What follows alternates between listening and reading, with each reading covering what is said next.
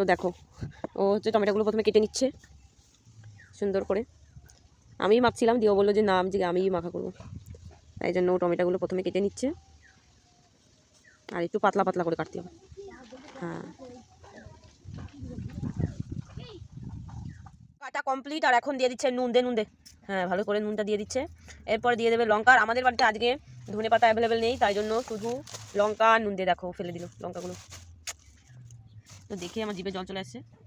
আমি স্নান করে নিয়েছি, তাও এখন লঙ্কাগুলো কেটে নিচ্ছে। দাঁড়াও, দিয়ে দিচ্ছে লঙ্কা। আর ও যেহেতু একটু ঝাল কম খায়, তাই জন্য একটু কম লঙ্কা দিয়ে মাখা হবে। তো ওর এখন হাতে ব্যথা করছে জন্য আমি মাখছি। লঙ্কা দিলে ওর ঝাল লাগবে, তাই জন্য আমি এখন মেখে দিচ্ছি টমেটোটা।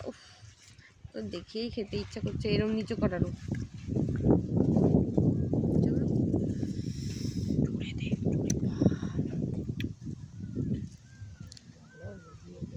টেস্টি।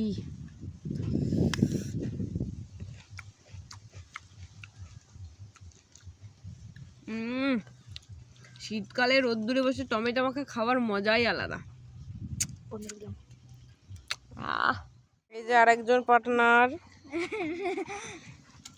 তা আমরা মাঠে এসে টমেটো মাখা খাচ্ছি।